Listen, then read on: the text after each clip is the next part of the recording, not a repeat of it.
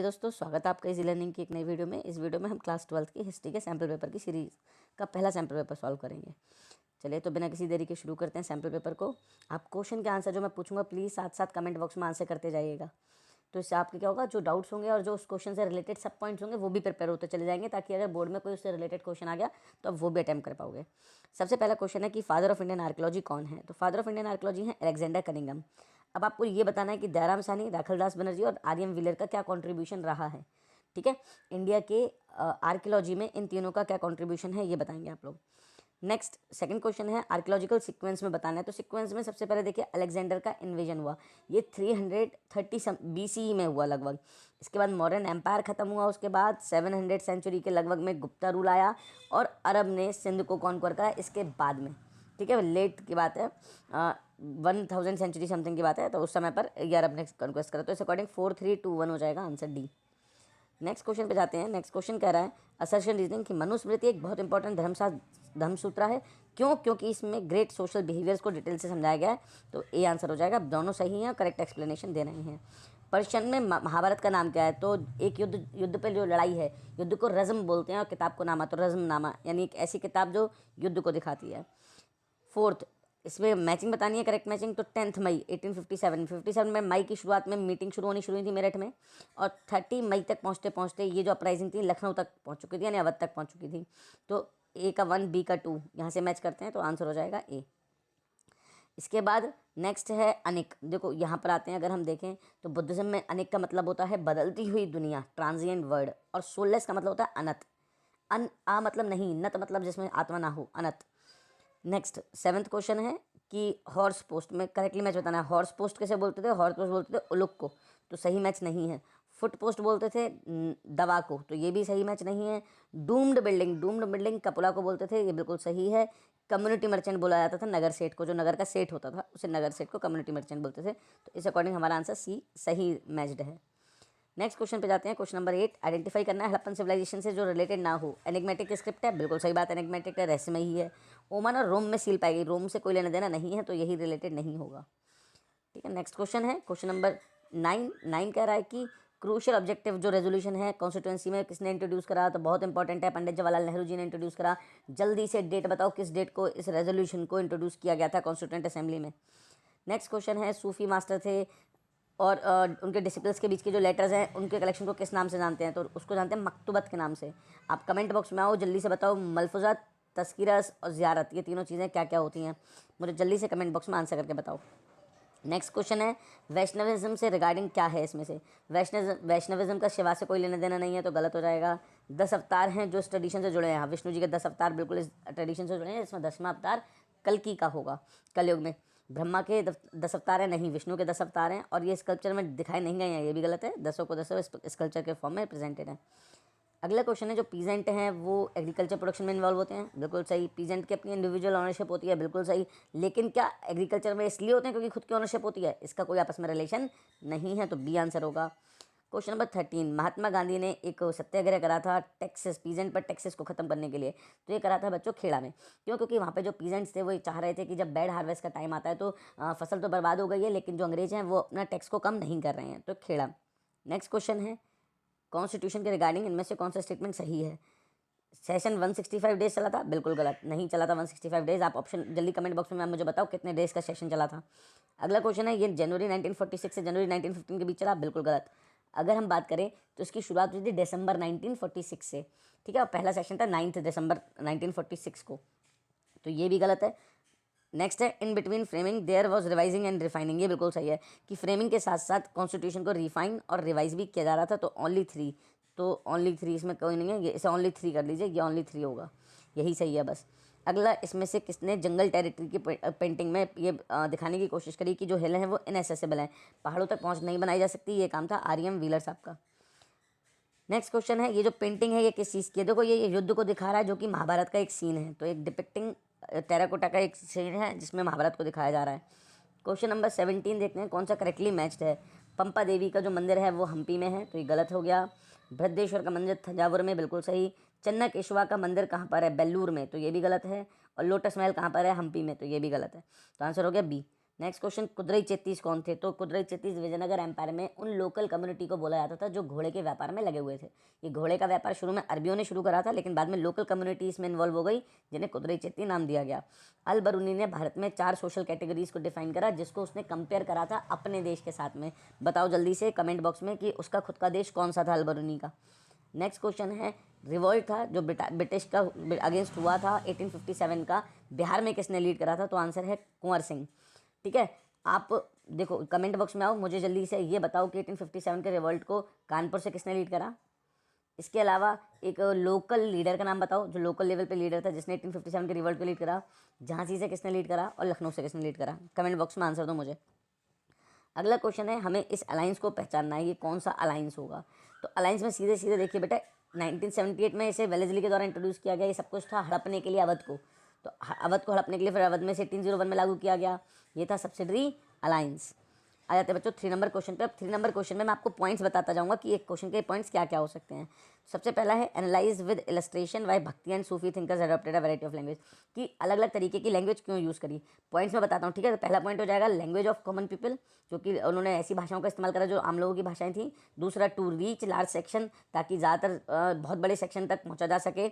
और एग्जाम्पल भी समझाने, तो एग्जाम्पल में हो जाएगा Tamil language by Alvars and Nayanars, Punjabi by Guru Nanak, Hindavi by चिश्तीज़। इसके बाद क्वेश्चन नंबर 23, गांधी जी ने क्विट इंडिया मूवमेंट का, जो उनका क्विट इंडिया मूवमेंट था, उसने नेशनल मूवमेंट को कैसे पूरी तरीके से बदल दिया। तो इसके लिए पॉइंट हो जाएंगे, पहला पॉइंट बनेगा mass movement under Gandhi ji. दूसरा हो जाएगा nation wide strikes were held. तीसरा हो जाएगा develop the feeling of political awakening and consciousness, कि इसने देश भर में लोगों के मन में पॉलिटिकल जागरूकता की भावना और कॉन्शियसनेस की भावना को जगा दिया। और चौथा पॉइंट हो जाएगा independent government were proclaimed in Maharashtra and Bengal. ठीक है, तो ये इस वजह से ये जो मूवमेंट था, इसने नेशनल मूवमेंट्स के नेचर को पूरी तरीके से बदल दिया। क्वेश्चन नंबर 24, जो पेट्रिलिनी है वो बहुत इंपॉर्टेंट मानी जाती थी एलिट फैमिलीज़ में। इसके लिए पॉइंट्स हो जाएंगे बेटा। पहला पॉइंट हो जाएगा, पेट्रिलिनी को आप एक्सप्लेन कर दोगे कि एक डिसेंट है जिसमें फादर से सन की तरफ ट्रांसफर होता है। दूसरा, डायनेस्टी की कंटिन्यूटी बनाए रखता है, यानी कंटिन्यूटी ऑफ डायनेस्टी। तीसरा, इनहेरिटेंस ऑफ थ्रोन, यानी जो राजा का शासन होगा वो पिता से पुत्र पे जाएगा, जिसमें बड़े पुत्र को शासन मिलेगा, और अगर कोई पुत्र नहीं होता है तो ऐसे में शासन भाई के पास जाएगा। और इसमें चौथा पॉइंट में आप एक्सेप्शन भी बना सकते हो कि कुछ एक्सेप्शंस भी थे पेट्रिलिनी को लेकर, जिसमें प्रभावती गुप्ता का नाम देखने को मिलता है कि एक लड़की होने के बावजूद उनके पास पावर थी। क्वेश्चन नंबर 25, हमें 5 बुक बतानी है इन्हें अकबरी के बारे में, तो एक्सप्लेन करना है। तो इसमें सबसे पहले हम पॉइंट लिखेंगे कि out of 5 3 books of administration, 3 book थी एडमिनिस्ट्रेशन की। नेक्स्ट पॉइंट बनेगा मंजिल आबादी, पहली किताब का नाम है मंजिल आबादी, जो कि इंपीरियल हाउस होल्ड और उसके मेंटेनेंस के ऊपर थी। दूसरी बुक बनेगी सिपाहा आबादी, सिपाहा आबादी जो मिलिट्री और सिविल एडमिनिस्ट्रेशन को लेकर थी और उसके मेंटेनेंस को लेकर थी। तीसरी बुक बनेगी मुल्क आबादी, यानी ऐसी बुक जो कि फाइनेंशियल मैटर्स, रेवेन्यू कलेक्शंस वगैरह को समझाती है। और उसके बाद आखिरी पॉइंट बनेगा 4th एंड 5th बुक, जो कि रिलीजियस, लिटरेसी, कल्चरल ट्रेडिशंस और अकबर की ऑस्पिशियस सेइंग्स के ऊपर लिखी गई थी। इस तरीके से आईन अकबरी 5 पार्ट में बटी हुई थी। क्वेश्चन नंबर 26, हड़प्पा की जो स्क्रिप्ट है वो एनिग्मेटिक, रहस्यमयी मानी जाती है, जस्टिफाई करना है। तो पहला, ये नॉन अल्फ़ाबेटिकल है, यानी इसमें अल्फ़ाबेट्स का यूज़ ना कर साइंस का यूज़ किया गया, जिसमें 375 से 400 साइंस हैं। दूसरा, ये इसमें जो ज़्यादातर वर्ड्स हैं वो या तो ब्रोकन हैं या फेडेड हो गए हैं, जिसकी वजह से उन्हें पढ़ा नहीं जा सकता। और तीसरा पॉइंट, ये अनडेसिफर्ड है अभी तक, यानी टिल प्रेजेंट इट इज़ अनडेसिफर्ड, अभी तक इसको समझा नहीं गया है, इसीलिए ये एनिग्मेटिक मानी जाती है। क्वेश्चन नंबर 27 कह रहा है 3 चेंजेस बताने हैं जो कि 1857 के रिवॉल्ट के बाद शहरों में आ गए। तो 1857 में तो लड़ाई हो गई, अब लड़ाई के बाद शहरों में क्या क्या बदलाव आए। तो सिक्योरिटी पर्पस के बेसिस पर अंग्रेजों ने शहरों में सिविल लाइन्स को डेवलप कर लिया। पहला point, development of civil lines for security purpose. दूसरा, इन्होंने कंटोनमेंट्स एरिया बना दिए जहाँ पर मिलिट्री रहती है। तीसरा पॉइंट, इन्होंने शहरों के ड्रेनेज और सैनिटरी सिस्टम को काफ़ी ज़्यादा इंप्रूव कर दिया। इसके बाद क्वेश्चन नंबर 28 पे जाते हैं। 5 मार्क क्वेश्चन है बच्चों, मैं इसके भी आंसर आपको पॉइंट्स में समझाने की कोशिश करूंगा कि हम पॉइंट्स में आंसर देने की कोशिश करेंगे क्या क्या हो सकते हैं इसके आंसर्स।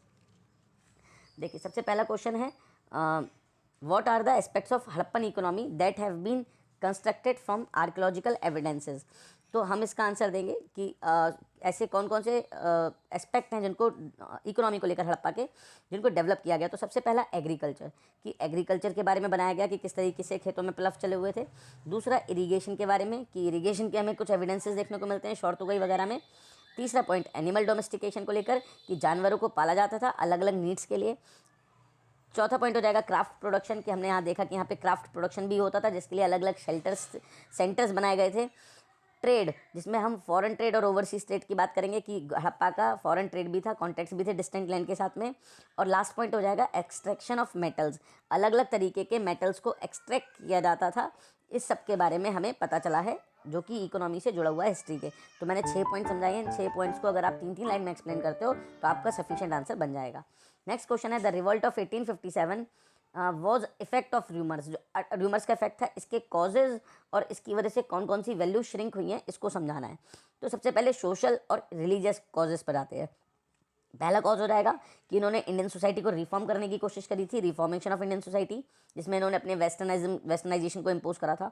दूसरा, western education institution and ideas, Bharat में वेस्टर्न एजुकेशन इंस्टीट्यूशन और वेस्टर्न आइडियाज़ को ज़बरदस्ती लागू किया जा रहा था, इनेक्ट किया जा रहा था। तीसरा, लॉज टू एबोलिश सती प्रथा एंड विडोर मैरिज, हमारे देश में कई ऐसी हिंदुज़म में जुड़ी हुई प्रथा थी, जैसे सती प्रथा, विधवाओं की शादी ना करवाना, इन सब के खिलाफ लॉ बनाए गए। ये भी एक ऐसा कारण है जिससे 1857 के अगेंस्ट लड़ाई को बढ़ावा हुआ। अगला, एक्टिविटीज़ ऑफ क्रिश्चियन मिशनरीज़, जो क्रिश्चियन मिशनरी भारत में आई थी, वो ज़बरदस्ती का बहला फुसला कर लोगों को धर्म परिवर्तन करवा रही थी। ये सब ऐसे कारण थे जिसकी वजह से लोगों के मन में डर था कि अंग्रेज लोग उनके जो धर्म है उसको करप्ट करना चाह रहे हैं। इसके बाद जो र्यूमर्स आए, र्यूमर्स में पहला र्यूमर तो गोली वाला, कि जो कारतूस थे, कार्ट्रिज थे, उसके ऊपर गाय और सुअर की चर्बी लगी हुई थी।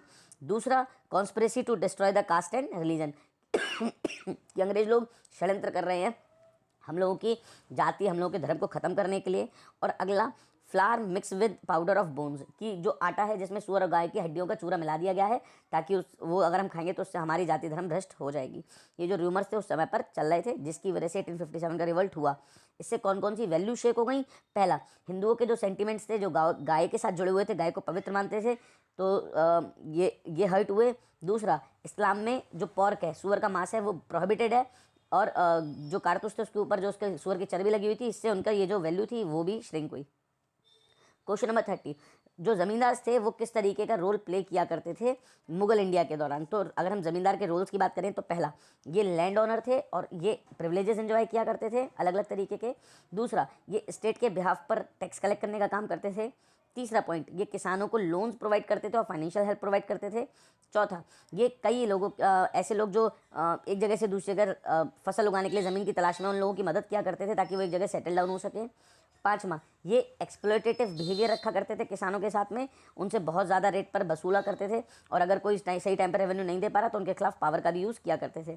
अगला, ये वर्कर्स और पीजेंट्स की लाइफ पे कंट्रोल बनाया करते थे, और इसके साथ साथ किसी भी तरीके का डिस्प्यूट होता था उसे रिजॉल्व कराने का काम भी किया करते थे। और लास्ट, ये फादर लाइक फिगर भी थे पीजेंट्स के लिए, यानी पीजेंट्स को कभी मदद की ज़रूरत पड़ती थी तो वो मदद भी ये दिया करते थे। तो ये हो गए हमारे LAQs तक।